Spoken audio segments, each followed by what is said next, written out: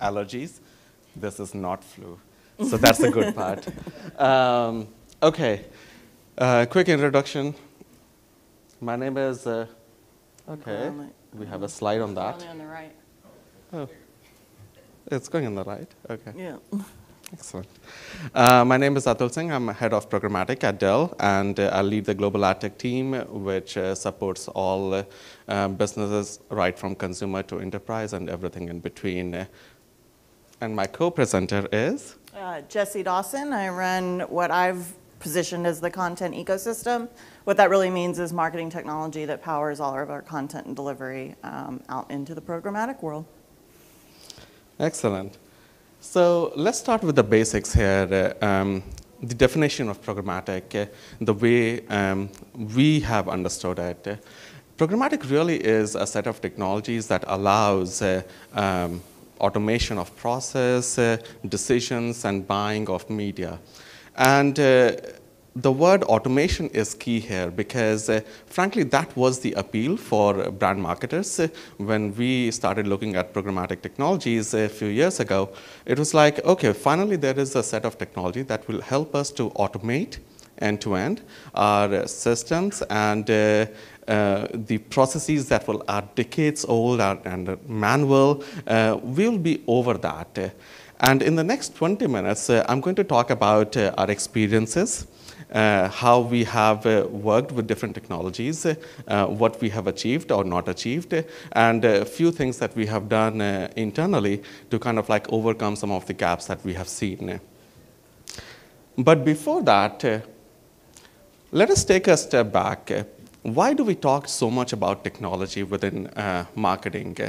And it's just getting even more loud with every passing day. And that's really because all of us are chasing this nirvana of omni-channel, a state where everything is mutually aware. Something happens somewhere, and that dictates what will happen next.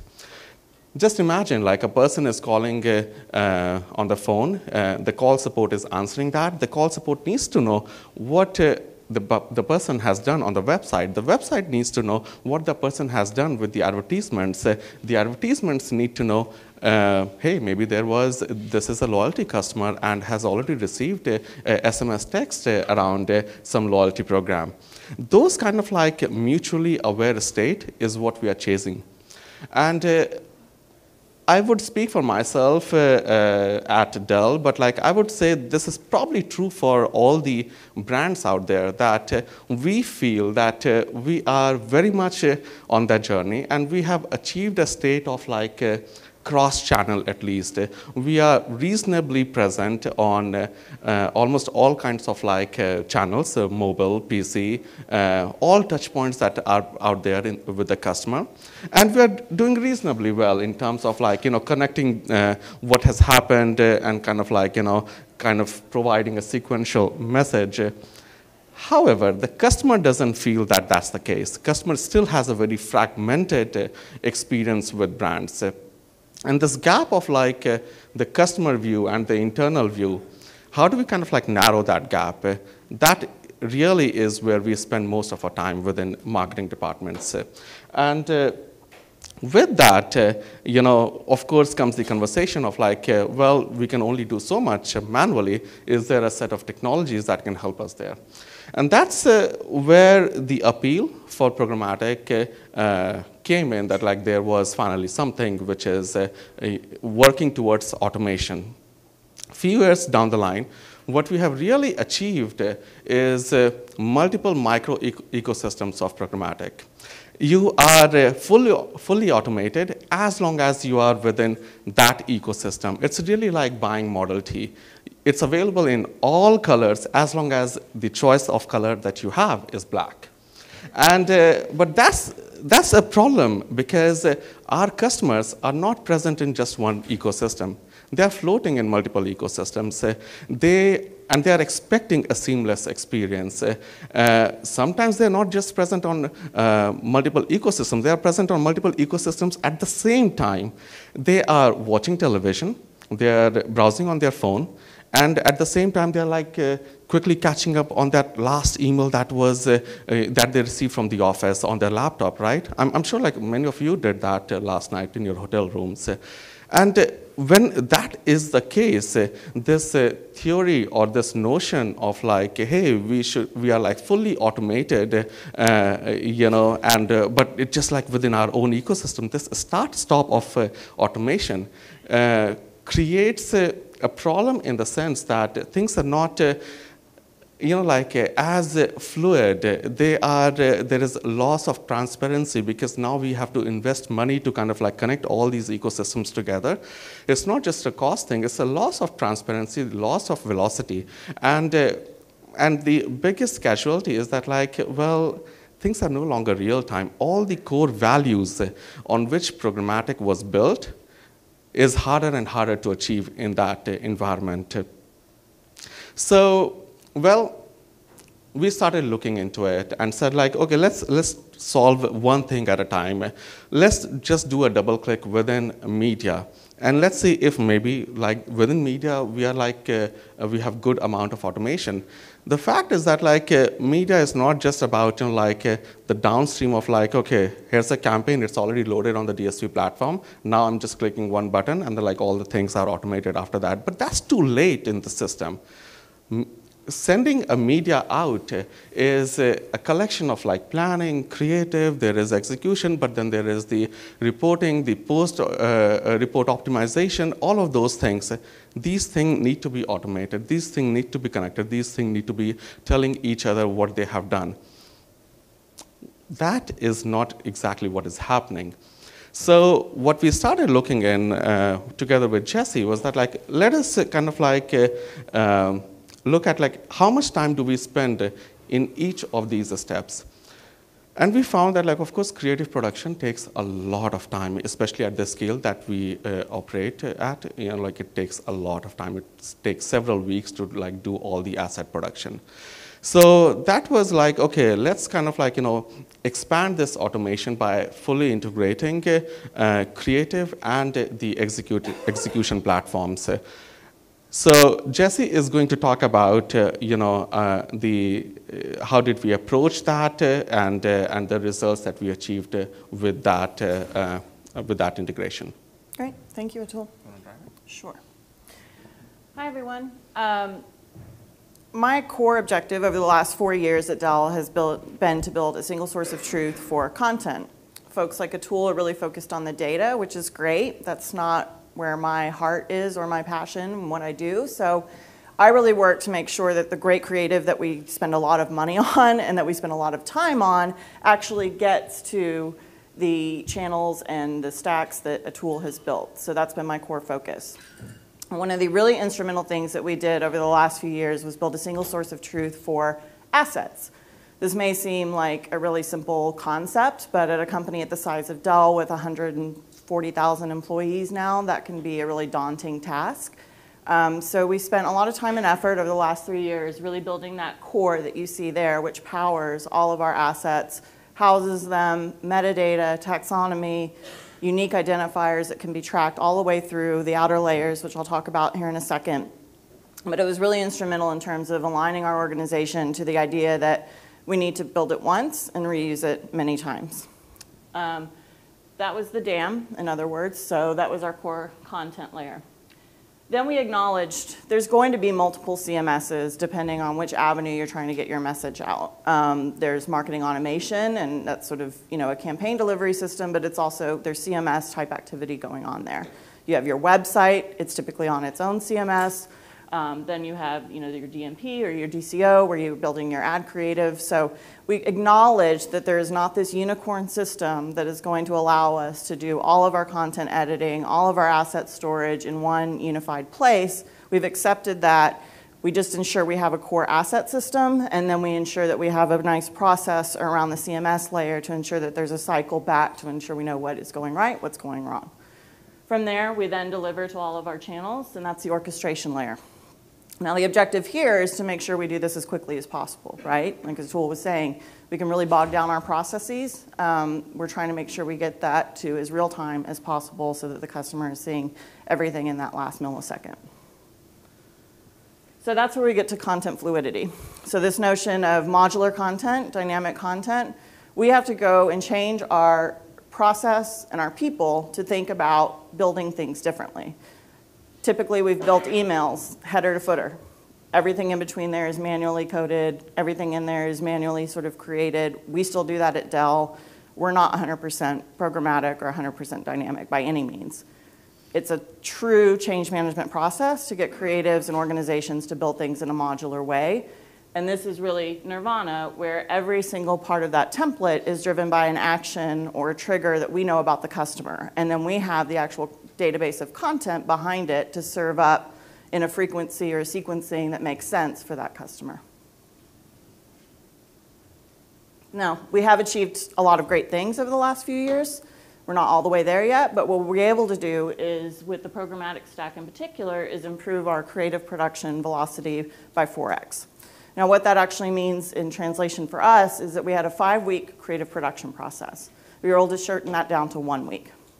So you can imagine at Dell, putting something like this in front of your executives is a very nice story to tell. Saves them a lot of money, which they like.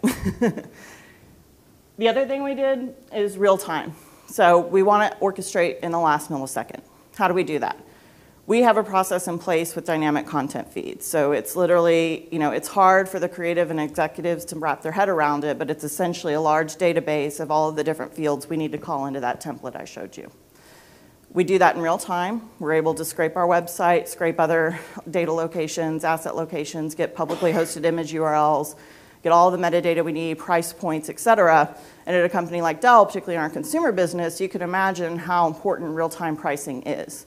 So we scrape the site twice a day. We're able to feed that into the programmatic stack and make sure that we have up-to-date pricing. The old way of building something statically, working with merchandising, having a price point in there, by the time a tool is sending that out into the media landscape, that price is outdated, right?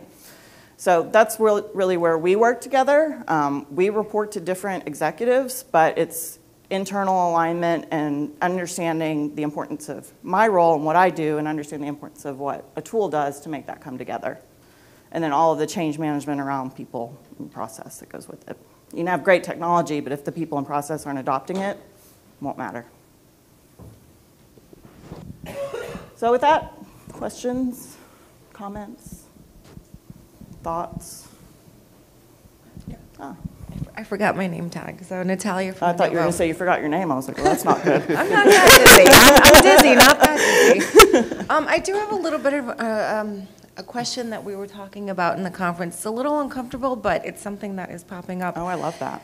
It's programmatic in terms of media. So we've seen some conversations in terms of the programmatic shift, and as you were mentioning, lack of transparency, and if you have an ad tech partner that can bring audience insights and targeting, a lot of times the technology won't plug into a preferred DSP, or you don't get all the bells and whistles and running with what the agency has. So what is your approach or solution? Obviously, sales for the brand are key and foremost, right? And then you have your agency relationships. So what is the conversation around that? You're right. Things are not very transparent in the programmatic world. That is a fact. And then also the fact that there are just so many players in this space. But we actually, when we were building our ad tech stack, we took a decision around that we cannot be working with hundreds of players, simply because it takes time to build all those custom integrations, and we can't be keep on switching this all the time. So that's where the slide that Jessie was sharing, we really look at it from the concept of a source of truth that we totally have to own and control. And then the orchestration layer that we built around it. The orchestration layer, we are not fully building it ourselves. We are kind of building, but we are selecting the core players so that the integrations that we are building are stable and long-term. And the activation layer, which lives on top of it, can be fluctuating. There is a lot of agility in that space. But the source of truth and orchestration layer is tightly controlled by us. That's how we are able to at least own this space a little bit more than what we have been able to so far. Yeah. We moved our digital asset management system from the agency to internal at Dell. And then similar with a lot of our data, the strategy is move it internally. And that's not anything against the agencies. It's just if you don't own your own data and you don't own your own content, then what happens if that relationship dissolves? I mean, it's costly and it's contentious when that has to happen. So.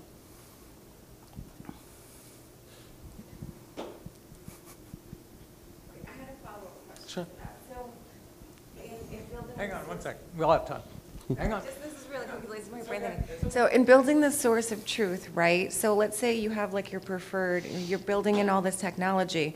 Since we're changing so quickly, right? So there's new technology, artificial intelligence. Every year it changes and it's becoming better and better. So how quickly is the integration or layering that on to stay? Do you know what I mean? Yeah, I mean, great question. I think, but where most of the corporations are even more basic than that, I know on the panel just before this, somebody was talking about, third-party data, the quality is questionable, and first-party data is where you should be doing a lot. And that is true. I mean, we still have to work with third-party data a lot, but first-party data, you really, really need to own that. But then within first-party data, when you start looking at okay, first-party data is not just the website data, it's not just the CRM data. There is a call center data, there is a chat data, there is loyalty programs, and there's a lot of different data. Corporations have not been able to integrate all that data together. Those data, one is a phone number, the other one is a first name, last name, third one is a cookie. Those data are not integrated. Just to do these basics right and make sure that that is stable, that's kind of not changing with changing year, right? I'm you can start worrying about AI or machine learning or the next best action and predictability when all of these data are fully aligned. So that's where we are investing most of the time. The AI and all that stuff, it will happen, but when there is plenty of data to kind of work the AI on. Hi, Michael Chertuti with Strala. And congratulations, by the way, on pulling together the single source of truth for the digital asset management system. That's a big feat. I used to run digital globally for Adobe. That was a $7 billion business. You did it for a $55 billion business. I can't imagine what that would have taken to do that. So that's a big feat. The question I have is around personalization. When you take all of that dynamic content, Jessie, that you've got in a single source of truth with all the metadata, how do you orchestrate that to ensure that the experience is personalized on the site, in other channels, across email? You talked about that modular format. Can you talk a little bit about what you're doing to personalize the experience with all of that dynamic metadata across the channels? Sure. Well, since you come from Adobe, you know about Adobe Target, so that's one of the tools that we use. But I think to Atul's point about these micro ecosystems, I think we're doing personalization in our various activation points because we've got programmatic, we've got test and target on the website, coupled with Adobe Analytics. You know, we've got Adobe Campaign in some areas, Eloqua Nurture in other areas. So I think we're doing it well in pockets. Now, are we doing it in such a way that you get a sequenced message where we know exactly which device you've been on or which, part of the process you're in and what you've seen the step before and now you're going to see this? No, we haven't built out that extreme content engine with all of that identification and sort of rules on top of it. We're investing a lot in our data right now.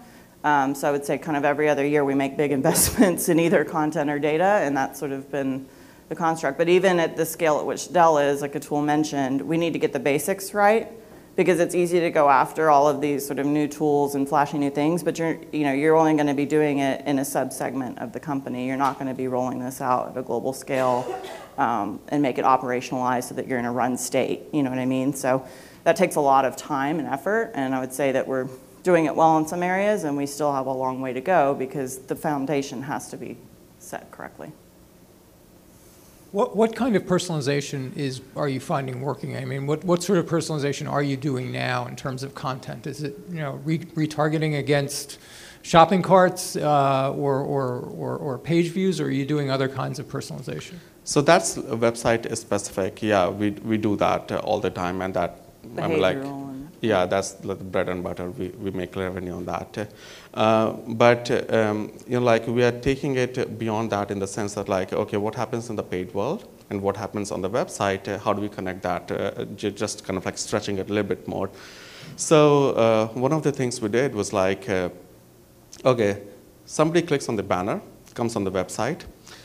In that visit session, of course, they clicked on the banner, they land on the right landing page, and then they see the content, which is kind of like aligned with that banner content. Fantastic. But very few people are going to make a purchase of a $2,000 laptop just because they saw a banner 2 seconds ago, right? So they will most definitely drop out of that page and then revisit the page 2 or 3 days later. But when they're revisiting, they're not going around on the internet and like trying to find like, oh, where was that Dell ad? You know, I need to find it and then like click on it, right? They just organically come on the browser, type Dell.com. When they do that, now is the challenge, you know, because now the website is going to treat that person as a brand new person, and on top of that, a person who is organically entering the website. So how do we ensure that the website is aware that this person is actually not organic, has interacted with that paid ad, and this was the content that actually acquired that customer? So we did some work around this. We used DMP as the activation layer for this, where you know, like the idea was like if you are able to target audiences by defining them in the DMP on internet, an ecosystem that we just do not control, the same targeting can and should continue on our website, which is a subset of internet, an ecosystem that we fully control. So with that, we kind of like, you know, ensure that the same audience information was passed on to the website as well. And we utilized Adobe Target to kind of like, you know, do the activation. So Adobe Target in that case acted as the activation layer, whereas the same data was being activated by the DSP in the paid media world. So this just allowed that like, okay, when the new person came on organically, it was cross-checked against the audience that, oh, well, this person has already interacted with that laptop message, and therefore now personalize that. When we did that, we found that I might be getting my numbers wrong, but like ballpark it's correct.